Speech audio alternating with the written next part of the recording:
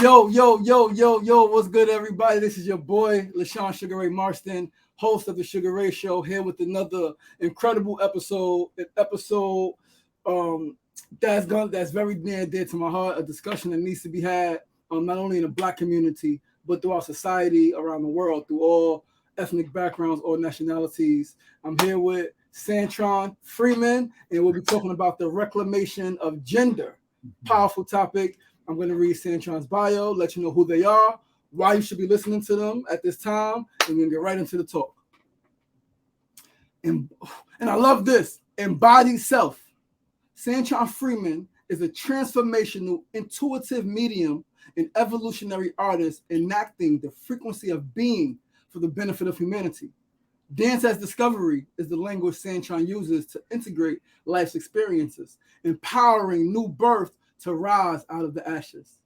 Singing as source is the incantation, the prayer of the true voice manifest. Self-actualized as Santron has danced globally with Beyonce, Mariah Carey, Alicia Keys, Rihanna, Taylor Swift, and beyond. Now, serving through channeling the divine shapes, words, and messages from the spirit world, Santron seeks to guide the new generation to the self within, offering divine intuitive movement sessions, channeled energetic readings, and sacred vocal expressions. Santron, beloved family, how are you doing today? I am so grateful. I'm so well. I feel alive Mm, and very connected to this expression, this share, this opportunity to be, to share, to expand, mm, and to illuminate just what is. mm. Thank you. Powerful. So let's jump right to it. Santron Freeman, who is Santron Freeman? Right? We are in the Mhm. bio. Who are you? Who are you then as a child? Who are you now? And what was that journey to self-discovery, as you mentioned, and truly embodying self? Like, talk about that. Mhm. I'm going to start first with my name, right? So our parents hear the name in whatever forms that they hear it, be it intellectually or beyond. And my mother heard Santron. She heard San. Her name is Sandy, and then Thomas is my father's name. Mm, But she heard Tron though, and so she went with Santron. And when you break down the word in etymology, which is what we're going to actually speak about yes. today, San, the Latin root, is saint, and then Yep. tron is the manipulation of subatomic particles. And Mm, so that translates as a saint who manipulates what the human eye cannot see.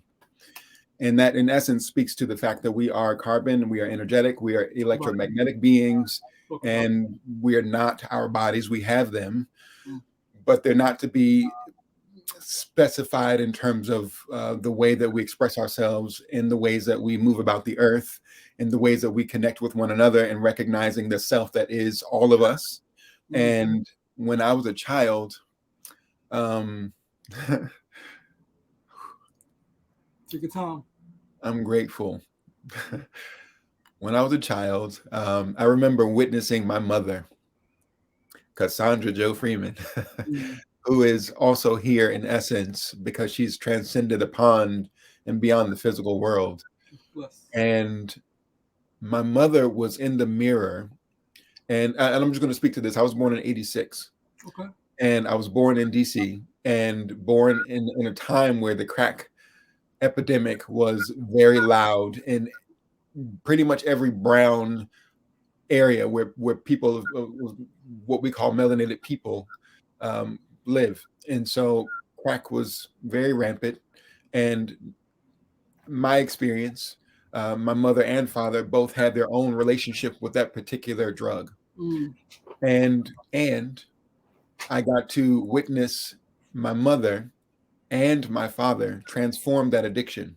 mm, And I'm going to go into the place where I recognize that I could see that in them before the transformation happened. Because when my mother was standing in the mirror, I was maybe 5 or 6, and she's putting her makeup on, and she's, zhuzhing her hair. And I just remember looking at her, and I said, oh. And she looks at me and she says, what? And I said, I wish I was a girl. Mm. And when I said that, her initial response was, huh?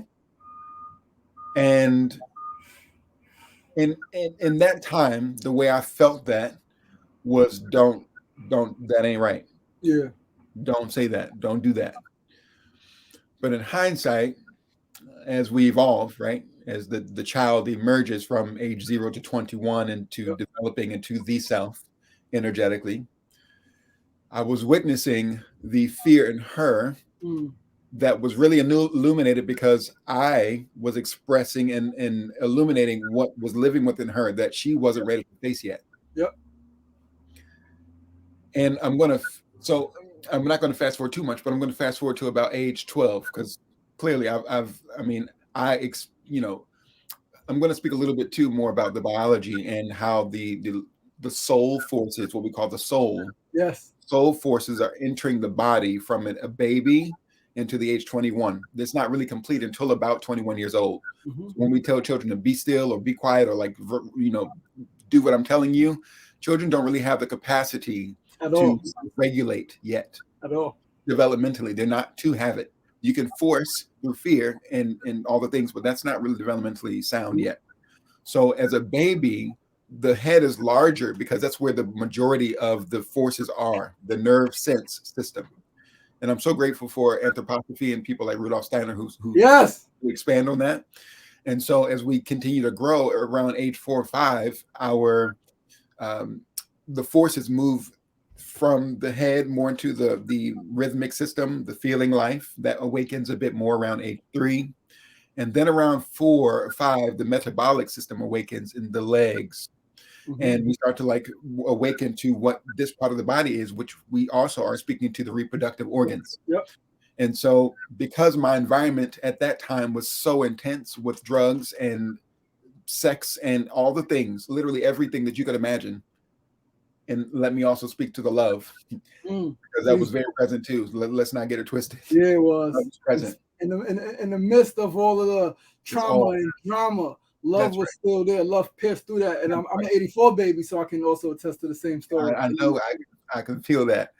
Mm-hmm. And so by the age 4, I'm literally in my body trying to integrate so much information and I'm overstimulated and my anatomy is waking up to my sexual reproductive organs. But it's not about me going into what the adults perceive as sex.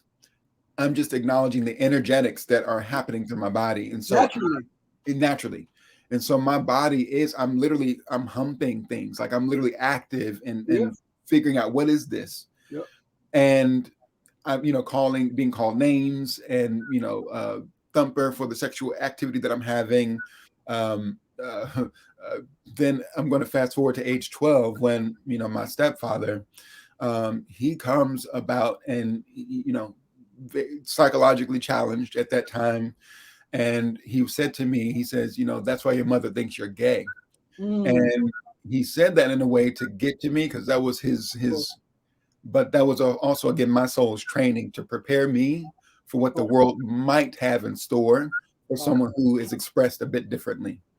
And for me to find the love that is the self anyway, beyond anyone's word or verbiage, and to recognize that this is intentional and this is no accident because it's something that with all of my force and will, I could not change. And all of that, and I'm powerful. Let me be clear about that. I'm powerful. I can change some things, but that was one thing that just wasn't changing. No, go ahead. Go. Saying that to say, my mother, around age 12, when he left our home, when he was out of the space, my mother ended up in a same-sex relationship. And while one might look at that and say, "Oh, that's a victory," it is, and it was also I experienced it as betrayal at that time because here I was, a child suffering. I didn't want life to continue the way I was living. I was ready for it to be over in whatever forms it needed to happen. I wasn't going to hurt. I wasn't going to kill myself, but I was ready for things to be ended. But so to witness my mother now live this thing that I've been covering in myself for all this time so that I would be safe, I was pissed. Of course. Pissed. Of course.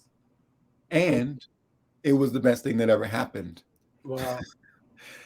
Because she also said to me, she says she realizes that this, you know, in the way that she expressed it at that time, she says she felt like God allowed her to experience that so that she could better learn how to love me. Wow. Wow. Yo, that's powerful. Thank you. Thank you for sharing that. Absolutely. I want to share something real quick. I remember probably I got my GED in 2000. I was 16, and then I started college in 2001 at 17. And I remember just always, even before that, being in love with philosophy, right? Yeah. Being in love with the thought. And one of the most, I guess, one of the most ancient debates in philosophy was, does consciousness exist outside of the body? Mm. Right? So now we know that to be true because if we can close our eyes and through meditation, we can remember experiences before we were here in this physical realm, right? So as I'm just thinking about that at the time, right? Not really thinking about gender or sexuality or anything like that. But now as I get to know my aunt more, and then I have an uncle, Wayne, who is bisexual, right? Wayne, men and women. He identifies as a man, dresses character as a man, but men and women, right? So as I'm now studying my family, I'm asking these questions, and then particularly as Tracy was saying, I knew when I was 5 years old, 6 years old, right? So now I start to think about consciousness, past life experiences, and I'm like, as I'm a young man, again, growing up in the 90s, 2000s, in the hood, right, doing all the street stuff, right, having, seeing all of my friends, talk about, gay people, talk about people who are, same-sex relationships, people who identify as multiple genders at different times, right? And I'm listening to it, and I'm like, I'm just observing and studying, and I'm questioning, and it hit me one day. I was like, what they're missing is that philosophy, because if consciousness exists outside of the body, and if we had a life before this, that means that whatever physical body we are in now, we could have been in a different body before, and we could still have that energy with us to have desires for that past experience. So then when it comes to, when people say, oh, it's a choice, or oh, it's forced, right? Oh, some people choose same sex because they were hurt, right? Some people are doing it for the trend. I'm like, that happens like this much, very small percentage. Overall, is people living out who they always been, or who they were in the most recent experience, recent incarnation. And that helped me just become more liberated as I talk with people and as I experience this realm as I am, right? To really embrace everybody. Yeah. Right? Really embrace everybody, understand that we're all in an experience, we're all in a journey, and everyone should be free to express themselves as long as it's not hurting others. And that's tough because a lot of people, even the biggest intellectuals, can't grasp that. Right. It's beyond understanding. So let me ask you, 12 years old, right? Mom, same-sex relationship. You said it was the best thing that happened to you. What was the experience after that time? After that time, going through your teenagers, coming into adulthood, young adulthood, what was that experience for you? And what was the biggest challenge during that time, teenage years? And then on the flip side, what gave you the most freedom, or what gave you the most peace? Thank you for these questions too. I would say when I said it was the best thing that ever happened to me, it was at that time, but it was hidden in a form that I couldn't recognize it as that completely. Things definitely shifted because I wasn't under the abuse that I was under with my stepfather. And again, I'm just going to highlight this. I know many people who have been in abusive relationships. I mean, I have an older sibling. He's not gay. Like, so I'm just speaking to that again. Like, it's not based upon, you can't be influenced to be attracted to what you're attracted to. It just is, or it is not. And so I recognized that, yeah, this is how I feel, but I still wasn't able to really express it yet, except I call them siblings, cousins. Leslie is her name, my mother's partner at that time, and her daughters, Danielle and Brittany. They became my biggest advocates and best friends. And so we would dress up and I would get to like dance with them and play and do the things that I was doing anyway before they were around. And so I got to really start to experience a bit more of my other elements, the pieces that were very natural and normal for me, and not be shamed for it. Powerful. And that kept me going. Mm-hmm. And I'm going to speak to age 15 when I'll say this too. So I became really, because everything was so repressed or suppressed, I became heavily addicted to pornography in my teenage years. And so my mother pulls me aside one day and with the most gentle spirit, she said, "Hey, well, first, my mother's funny. She says, you Santron, you know I'm really smart, right?" And, yeah. And she's a computer engineer. Ah. So, and so she was like, I know everything about computers, right? I can build them from scratch. And I said, yeah. And she says, and so you know that I'm able to see what you're looking at online. And I was like, what? What? So she said, is there anything that you want to tell me about that? Is there anything you want to share? And I said, no, I'm just curious. No, so at that time, and again, developmentally, I wasn't prepared for that conversation yet. And that wasn't right or wrong. It just it was an opening of dialogue, and my mother didn't push, she didn't prod, she just invited me to share. And I'm going to fast forward a bit through, well, not too much, high school. So high school, right? All of my best friends, attractive men, males, and they loved them to me. I loved me some them. And we had just the most beautiful times. I was in the marching band. I was a dancing something, would always dance. Just an artist, and the girls loved me, the guys loved me. We just, my superlative was most popular. But again, all that was because my heart was also wanting to be accepting of everyone and everything. So I would speak to everyone because I know deep down inside that I was secretly being rejected for actually who I truly am. But I wasn't even giving either one the opportunity to reject me because I was expressing as a heteronormative male, although I was not. And so I'm living this secret life and depressed. Chronic depression was what I was diagnosed with. And so now here I am about to, and some of my male friends would flirt with me, by the way, just going to put it like it is. They were fine too. Okay. And so, and so then we get to this college chapter, right? And my mother's driving me to school and we're just driving and she looks over at me and she says, Santron, you know that I know, and you know that I love you. And I just want you to be safe. Wow. That's all she said. Powerful. That's love. And that's love. And I just giggled. I giggled because I didn't know what else to do with that. But it was just one of those moments. But from that point, she and I started to dialogue about my experiences. Powerful. And even when, I would say, she was like, are you protecting yourself? And I'm like, yeah. And she was like, you're lying. And I'm like, I am. She was able to, the lioness that she is, she was able to really go into the deeper places and really be an observer and really be just as my biggest advocate without me even knowing it. I'm going to highlight one more thing about her and that is that my mother knew how powerful the marching band was for me because that was the sustenance, and I was getting a very, very loving authority representation from the band director, Xavier Cason, and just so much grace and gratitude for him.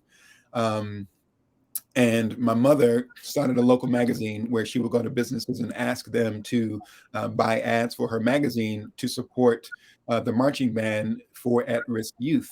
Let alone I was the at-risk youth. And so my mother knew that I was the one needing this, and funds were needed to support this to continue because people like me needed an outlet like that. Because if we didn't have it, I wouldn't be here. Yeah, disaster. I wouldn't be here. And so saying that to say, the arts is how I found my peace.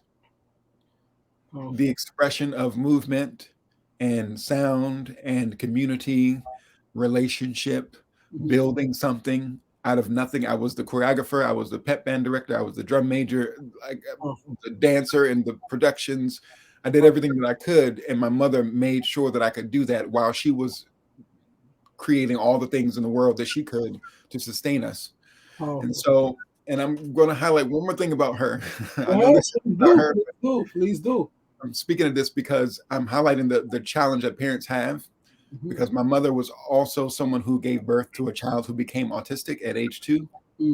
And caring for a being like myself and my older brother, who is now a professor at UNC Chapel Hill, but beyond, and then for me, who's an artist, creative, intuitive, and then for my younger brother, who became autistic and would need care. She gave up her career as a computer engineer because if she did not, she financially wouldn't be able to sustain any of us. And so that's how she went on government assistance.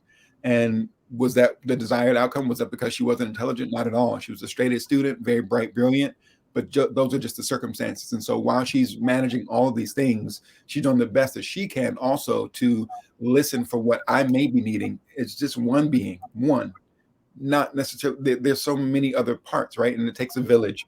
And so the arts, the community, the other parents in the band, so many people really loved on me. And that's what helped me continue, even though I was still kind of hiding, not kind of hiding, I was very much so hiding. And so going to college, chronic depression got louder. One, because I left my home. I'm leaving my family, who I was helping take care of my siblings, which I adore, my brother, Rageous Nation, my sister, Serene Winter, my heart, my everything. And I recognized that I'm not well here in college. I'm not well in this particular format. One, because I'm still not being myself. Two, because I don't have all the resources that I need. Three, because developmentally, I really shouldn't be in college anyway, because I'm not really even able to self-regulate and know what it is that I'm actually doing and want to really, plan for your life. Right. And so, and it's not completely that I didn't know, because when my mother asked me when I was 4, what do you want to be when you grow up? I said, I want to be a ballerina. That's actually what I said. Nice. And she said, show me. And so I remember going to the radio and turning to the classical station. And I started turning and moving and saying that, all that again, to say that it already was and is alive. And I do want to speak more to, you didn't ask me this question yet, but I do want to speak more to just the pressure that's put on children to be gay or straight or anything. And that's dangerous. Of course. No, so I'm gonna get to that in a second, because I wanna ask you particular point in your adulthood. What, if you could remember the moment when you were able to fully commit to being you? Right? What was that moment? What was happening right before that moment that led to you saying, you know what, I'm stepping into who I am, I'm fully embracing this, and whatever the world thinks, whatever the world does, they got to deal with it, because I'm showing up for myself. What was that moment, and what led to that moment? There are actually 2 points I'm going to speak to. One point is I was 20 years old. I left school. I didn't finish. I went back to DC, where I'm from. I was going to school in North Carolina, and I remember, because I didn't know where to express all this creative capacity that I have. And so I was in the nightclubs dancing and really like building community in that way, because that's where I felt safest to express myself and dance. Like, I remember at that time feeling like I needed an alcoholic beverage to just be in my own self. And that wasn't it, but that was my attempt to discover.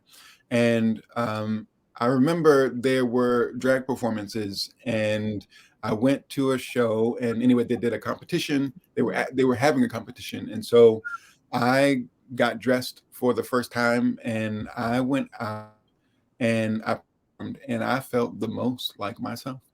And I was 20 years old. This was actually right before my mother passed. And so I was about to move. I saved up 6 months of work and 3 jobs to move to New York City to pursue my career as an artist. And the month of March is when I planned to move. And my mother passed March 9th. And so that was the all that is. That's what saved me, actually. because I needed to go home. I needed to recalibrate. I needed to heal. I needed to recognize that there were things in here that were still I was still in depression, so I needed to really heal that. And my mother transitioning cracked me open Everything. in a way that I can't even describe in words and don't even need to, because it just is. Yep. And from that journey to, and I'm going to jump to 2020. This is very recently, 2020, after career, dancing on stages with celebrities and playing this more heteronormative role, being this male who's like grinding and all this heavily sexual energy, and not really deeply tapped into spiritual wholeness and love. I was experiencing some like yeah, but it wasn't it yet. Mm. In 2020, when the world had to shut down and pause and be quiet so that nature could rejuvenate and so that we could all rejuvenate, which meant going into some rabbit holes that we hadn't quite done yet. Yep. And I had done an extensive amount of intuitive, energetic work already, a ton of spiritual work already. And this was an opportunity to now test these tools that I've been given, Mm. because I went into a space in myself where I knew that the only way for me to move forward was to really go through and to be myself. And it scared me so bad that I almost killed myself, literally. And I'm just going to put it just like that. And there are many other layers and details to that, but I'm going to just highlight I'm going to speak to it how it is. I perceived that in order for me to really help the world wake up, that me offering my body in this way would be the thing that will wake people up, because people love me. People love me. A lot of people really love me. And fortunately, my spirit received also the message, who would be most negatively if she did do that? And my baby sister, Serene Winter, came to mind. Powerful. And as she came to mind, I don't get to make it up, she FaceTimes me in that moment. Crazy. Uh-huh. Divine alignment. That's what happens. It just is. Telepathy. We send a thought. That's right. Mm. She heard it. She helped me mirror and recognize. And even in that, I knew that this wasn't for her to make, because I couldn't even get the words out of what I was going to do. Mm. And when I was on the ledge, that feeling was saying, just jump, just jump. And that's when the lioness, warrior, fire of my ancestors, of my mother, my grandmother, those women that are the warriors, that energy came through to help me recognize, which again, these people hold the energy, but it's beyond their physical, personal selves. We're talking about the source of creation. That's what I'm talking about. Absolutely. And that energy said, nah, Not now. this don't feel right. One, if I did agree to it, it doesn't feel right. And so I'm not gonna do it right now. And as I said that, my strength came back to my body. I shared with my sister what I was about to do. She's tearing, but then I have to use in that moment. I go in and visualize golden light, and I use my voice, sound, and I said, Serene, this might be a little weird, but I have to do it. And sound helped me expand into being here again, because I had already accepted in my body that I wasn't going to be here. And that's a very different thing from wanting to not be here. It's a very different thing from an accident almost happening. I embodied that I wasn't going to be here, and I was willing to do that. But it wasn't about a physical death. It was an energetic death of not being the self that I actually am. And from that, I received for you to do what you came here to do, for you to have the impact that you want, you need a physical body. That's why these physical bodies are manifest. Absolutely. And even though they're not solid matter, because we are still energetic, even in these forms, condensed sunlight, the source energetic, you need a body. Body. So body.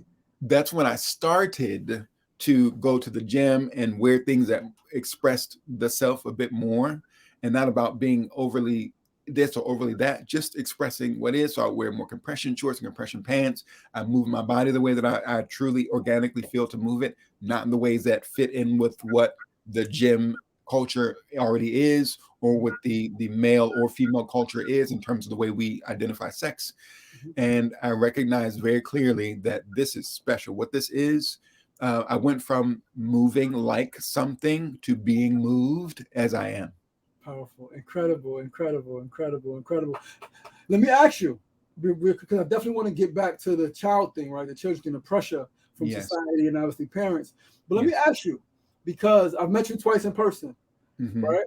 At Yeah, that's right. Freya, and Yes, 2 times you had different appearances. that's right. What and obviously the first time I met you, I didn't know who you were. I didn't know Yep, anything, but that's I right. felt the energy. Right? I Yeah. recorded you dancing, moving, singing, and I was like, "Whoa!" And then the Yeah. second time I saw you, it didn't change anything, but I was like, "Oh wow!" Yeah. It was like, "Wow," because it's like, okay, it's like, Yeah. okay, cool, it's still love, still Yeah. family, because That's the right. energy, what you That's speak right. about, the energy That's is what's right. most important, not That's the physical body, not how someone dresses, not how someone's hair is. So I want to ask you a question, right, from one artist to the next. yes.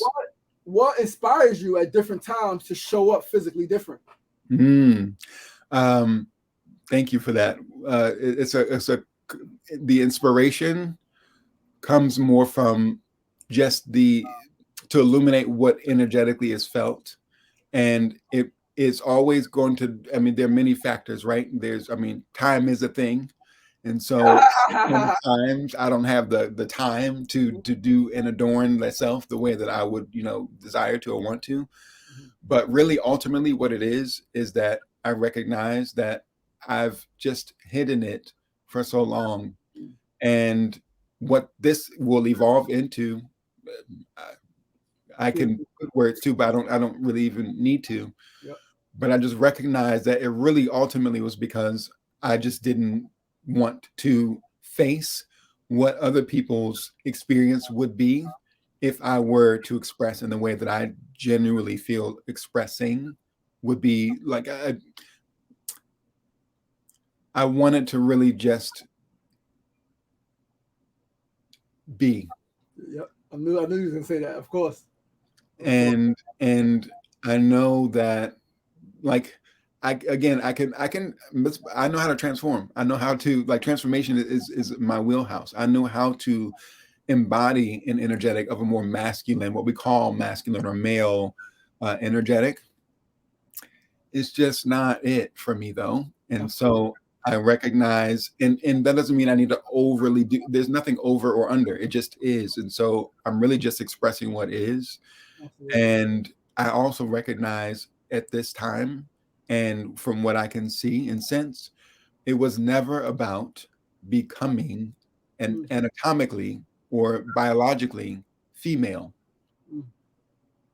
It was Powerful. always about just being able to express as Express. I am. Powerful. As Yo, I, yo, mhm, that's so.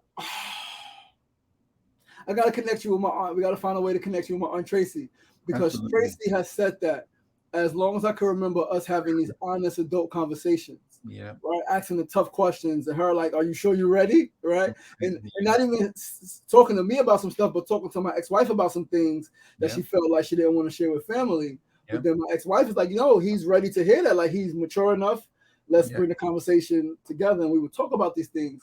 And Tracy said something so powerful. Right, so Tracy got still has the male reproductive, Yeah. but developed the breast, right, the Yeah. big breast. Yeah. Tracy said it was never really about like cutting that off. It was never No. really about like changing that part. It was just what you said, just about fully expressing who she Mhm. felt she was since she Mhm. was a young boy in Hollis in Jamaica, Queens. And Yeah. that was so powerful to hear, because oftentimes when even I have a friend also, Drewski. I met Mhm. Drewski. Drewski lives upstairs. I met Drewski in 2012 on a bus going to Minnesota, right? Mhm. White Mhm. Jewish guy, Mhm. right? Married to a Muslim woman at the time, right? Years later, Drewski goes offline for like a year or two, comes back as now dressing more, I guess, feminine, right? Yeah. Embodying like that's not my name no more. I'm not Roger, right? And I was like, Mhm. okay, cool. Like, I love who you are. Like, let's talk about it. And I went upstate to their house one day, and we spoke for like 3-4 hours. We spoke and Yeah. we ate, because I'm curious, because family, right? Yes. And at some point it went beyond just family, just me as who I am as an activist, as an advocate, as a human rights activist, right? Yes. I'm like, Yes. oh, like, this is important, because it's not only affecting the whole world, it's affecting my community, specifically the Black community in the hood, right, Yes. of New York City Yeah. specifically. And I'm Yeah. like, and Drewski said, yo, I dress like this, I wear the nails, the makeup, but like, I still love women. It's not about me becoming See? a woman and want to Yep. be with men. I identify as non-binary, right? And Yep. again, what I love about Drewski is that they understand that because it's not societal norms. I don't fully understand, Yeah. right? Like how do I address you at different times, right? And Mhm. sometimes it flips. I'll be like, "Yo, peace, brother." They're like, "Damn, I'm sorry." She's like, "No worries, I understand. I know your Yes, intentions is not to disrespect me. that's I'm right. like, thank you because it's pure love, but this is new for all of us." Yes, So it it's like is. to really address each other as how the person wants to be addressed, not Yes. how we were conditioned to see a body and say, okay, that's that, Right. right? So just thank you again for your endurance, Mhm. right? Mhm. So let's go back real quick. You mentioned something, right? Let's go back to why is there so much pressure? Where does it come from Mhm. on society and parents in particular? To you got to be gay, you got to be straight. Mhm. You can't be gay, you got to be straight. You got to pick one. Where does Mhm. that come from? Why does that happen? So I'll just when we have to, um, as the self, we all come here to be a part of the transformational process of whatever's happening on the planet at that time. Mm, And we all come here with a knowing that these experiences are those that we are accepting we will have yep. in order for the self to be realized. Mhm. And for me and many other uh, prophets, ascended masters, teachers, it's really speaking to recognizing the all that is. And so that means that I'm going to witness all the beauty and bliss, and I'm going to recognize all the trauma and heartache and challenge and death. I'm going to recognize all of it. And from a center place, I'm going to be able to witness what is to be expressed that is going to give the most offering to the Mm. planet at this time, This that time. is also truly the way that I sense is the way that needs to be expressed in my personal Mhm. local consciousness, in my personal self. How am I to be expressing at this time? And I find that the more I show up in the way that I truly sense, the responses are actually much more beautiful than I could have ever imagined. Incredible, of course. One, right? Life Um, reflects what you are. that's it. And it's all types of people. But I'm going to say this too, as children, and again, we're speaking about the certain time periods that we're on the planet. But as children, we come into the portal of through our parents, and that comes with a certain amount of lessons and attributes and gifts and genetics. Yep. And you talk about endurance. I know that I'm a warrior and can endure because of what I witnessed of my aunts, uncles, my mother, my grandparents, my father. Like I witnessed their ability to endure times that were rough. And in seeing that, it let me know that no matter what I'm to face in this lifetime, I have the tools that are necessary to help me not just survive, but to actually thrive and Ah, really expand as a soul and as a contributor to this world. And it comes with intellect, but it's way beyond intellect. yep. It is the consciousness It's of cosmic soul. consciousness. It is cosmic consciousness. Yep. And from that perspective, that's why we like I can express as anything. I can Yeah. change my anatomy. I can do that. I can Yeah. like all that's fine. And my offering to anyone and everyone is just tuning into why did we choose Mm, on a soul level as from the source, why did we choose to incarnate in this physical form as this physical form? mm, And to me, had I been born male as I am in terms of what my biology is, and then lived a more heteronormative life, my life may have been a lot easier in the way that I was in terms of what my purpose is. I wouldn't have activated that part of me.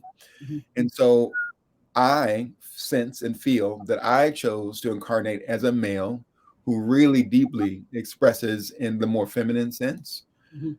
so that I would have to face all things and have to really embody what unconditional self-love really truly is, and so that I can really offer that in compassion to any and Yes. every, because Yes. anyone's what we call hatred, anyone's categorized, I don't like that, it's just an opportunity. It's Yep. only an opportunity, and that person is actually not projecting anything onto me that I truly haven't already faced. Yep. And so I get to witness in them what their process is on a soul level, Powerful. and stand in loving authority and truth in myself and Powerful. witness that in them, because that's not even who they are. At all. At all. And so I don't Conditional. have to, yeah, I don't have to attack anyone. Yep. And I get to just be and offer the love that is.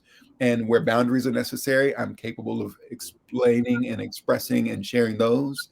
And I get to just recognize that, again, every single thing that I could possibly need, I have. But it wouldn't have happened this way without me going into these different experiences, this path. Critical. And I love it. I love it because it causes me to grow so much compassion, so much empathy, so much strength in a place that you can't even, like, it's way beyond the physical. Well, And it really just taps into the, when we go deeper into the question of like the pressure on children, it goes into what's actually going to be the most fruitful thing for children. And when we talk, the reason I know that that's my passion is because of what I experienced as a child. In my natal chart, and when we talk about astrology, my Gemini placement in Sun and Moon and Chiron, the wounded healer, are all in the place where it speaks to the Cancerian house. And power. that's all things childhood, roots, maternal lineage, et cetera, et cetera. And so my Gemini nature, which is to be curious and to learn and absorb everything, to be extremely intuitive, to really channel from the other realms, the spiritual worlds, that capacity was given to me, and I incarnated as that so that I could learn everything as a child, which meant I needed experiences that were hard as hell. Yeah, I you did. needed experiences also that would set me up with tools to, I would say, survive over the years, because I absolutely can see and witness that had I expressed other things at other times, had I expressed this when I was in high school in the South, in the Black community. Different. Yeah, things want to So turn. I said my I didn't mention this, but my mother and father, they grew up, and aunts and uncles, like they come from an age where they grew up fighting, like they grew up fighting, and I would have had to become that, but my Yep. mother made sure I didn't do that. She made sure that that wasn't my path, because she knew what that was in her experience, and so that was one way that I was kept, in a way, protected, but not really protected in terms of what was happening on a soul level. And so we talk about physical safety, which is very important, but we really want to talk about energetic, spiritual safety, which is to really just witness the child as is, without projecting Yep. any type of form as to what they are to become or what they are currently, Powerful. and really leaving space for discovery for them, because we don't actually have to implant what we think in our or in our intellectual minds what they are. We get to just hold space for them to emerge as the self, as they Because they continue. come, children come in knowing, right? Like it's a my daughter's 6 years old. Since my daughter could talk, she'll tell you that she comes from another planet.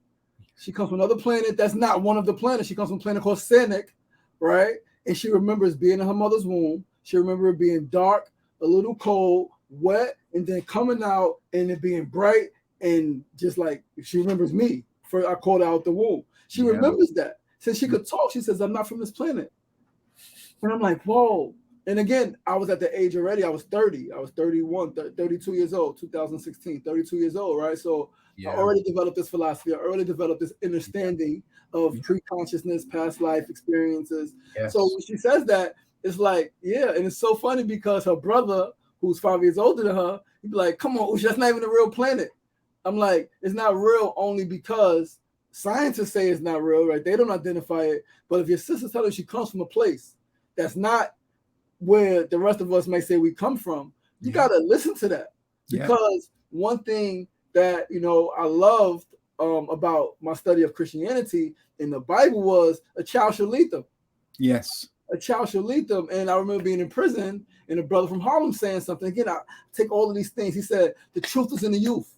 Yes. Truth is in the youth. They speak only what they know innately, nothing else. And the younger they are, the more truthful they are. So my daughter said, since she could talk at less than 2 years old, she's been saying, Sanic, I come from Sanic. I want to go back. She remembers being a grandmother. She remembers having 10 children. Right? She remembers being bigger. Right? So now when we talk, she's like, I just want to be bigger so bad because she remembers it. Yeah. Right? That's so powerful. Let me ask you something though. Let me ask you because I remember being in farm school in 2013 studying agriculture. And one of my best friends at that time, who I haven't spoken to in a while, but she's still an incredible human. I need to reconnect with her, Allie, right? Yes. Allison. I remember having a constant. So Allison is, I guess, gay, right? Same-sex relationships. And Allison, I remember having a conversation. We had a potluck at our house one day, and we were talking about all of the things, right? All of our life experiences and stuff like that. And one of the, I guess, arguments that I've heard in my travels about same-sex relationships is that we're here to procreate, right? We're here to procreate. If you're in a same-sex relationship, you're not procreating, right? And Allison said something to me that it literally shook my whole mind. She said, what if at this time, right, something you spoke about, at this time, we're not supposed to be making so many more babies? So that led me to remember that if God is in control, the universe is always perfect. If everything is divine, that means even this moment, right? If people want to say there's a rise of homosexuality, even in this moment, it's divine. You can't say God is perfect, God is in control at all times, and then say this is of the devil.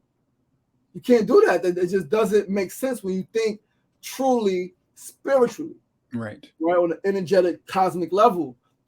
So have you experienced that conversation, and what has your response been, and what are your thoughts around that, particularly when people say, well, if you're homosexual, then you're not procreating?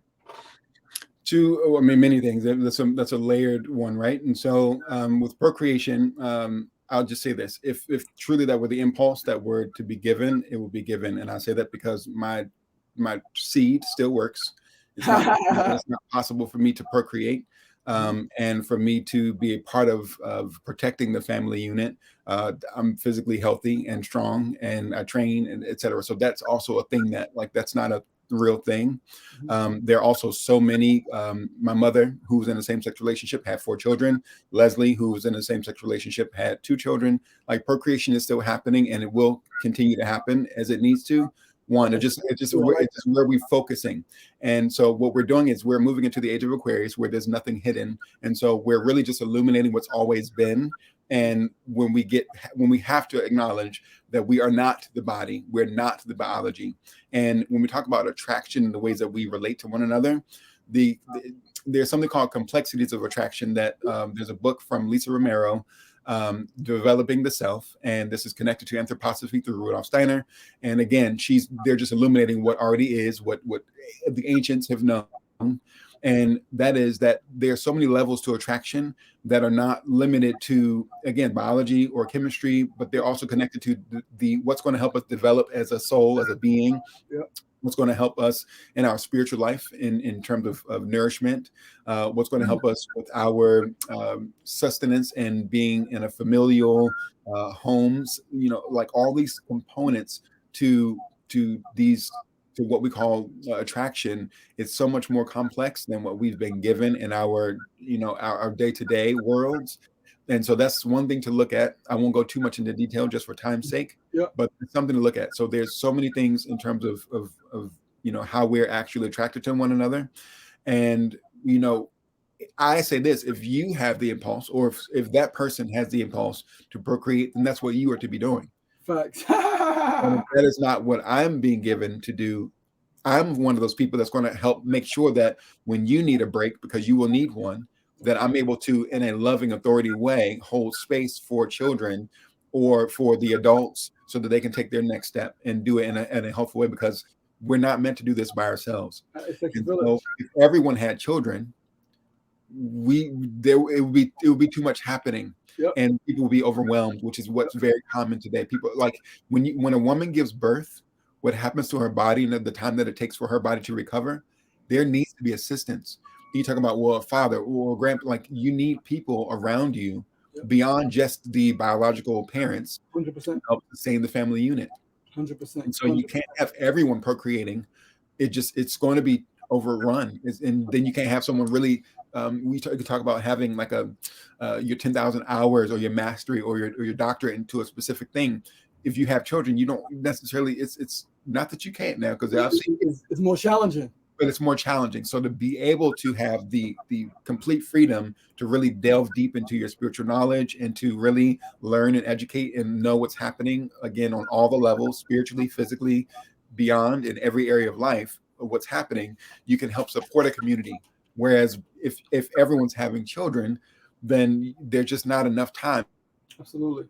Everything we have, they need everything we have to really sustain them and to help them. Again, it's like witnessing, and I've done a lot of this, and I do this with clients. I do this, I've been a teacher multiple times. I mean, so many layers of experience when it comes to community and witnessing the actual needs of the family unit. I love children beyond, because I myself also recognize what it was for me to be a child. I know what those needs are, and I know what needs were not met. I know what needs were met, and I can now witness what a child is carrying in their inner life and sense what is helpful for them based on the nervous system, based on their environment, based on just the very right now moment, and deeply listening beyond what I'm perceiving in my mind, really sensing what's happening. And that's not the easiest thing to do, but that's why we are all being asked to develop our capacities to 100%. sense what's happening beyond the physical eyes, Yep. the physical senses, and Yep. really witness what's happening on an energetic level. Because again, our words, the sound, the forms of things, it's become way too much information and not enough listening, not enough discovery. And then we talk about the youth is the future. Youth is the path into, what we're all, I'll just say, into the wisdom. The wisdom itself is the feminine essence. Yep. Talk about it. The method is the masculine essence. And that's crazy that even you said method after wisdom, because Method Man in his song spoke about be my wisdom. Right? Method Man in his music has always talked about his woman, at any time being his wisdom. Well, right? yeah. Like, so that's powerful. So, yo, we running out of time, right? We gotta do a part 2 at some point. But let me ask you real quick, in 3 minutes or less. Yes. What are some things that you have coming up, that you have going on, that you're excited about? Wow, that's really beautiful. So I'm really excited for all the collaborations that are happening with the community that I'm around, and you'll find out more of that on social media platforms. But I'm also excited to share with the world the very first time that I've documented on film an expression that has come through my body and my spirit. And I've done music videos for, again, with the celebrities and all this, but I've never really expressed as I.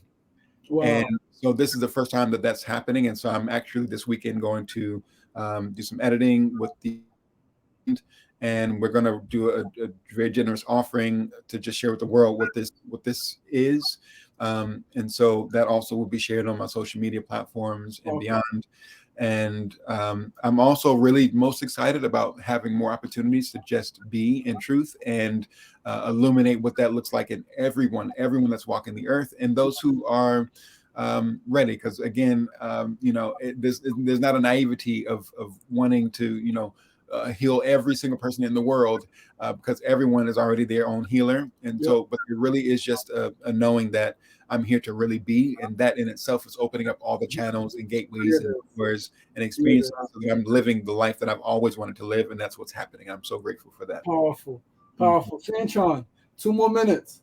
Give us some lasting words. Some lasting words for our viewers. Some words of encouragement, empowerment, inspiration. What are some lasting words for you? I'll speak this, that when we talk about love, we're witnessing all that is. We're witnessing everything negative and everything positive. We're witnessing the self beyond words. We're witnessing the self beyond our experiences, our anatomy, what we think should be, what we think should have been. And we're really just in the opportunity to witness the most perfect now moment, every now moment, And that is love. And from that love, I love every single one that is here watching and beyond, the future born children that are coming into the earth, the ones that have already been here to help pave a way so that this could happen. And with just the most gratitude and respect for everything in the divine spiritual world. Thanks. Take a breath. Thank you. Thank Thanks. you. Thank you. Thank you, beloved, for your bravery.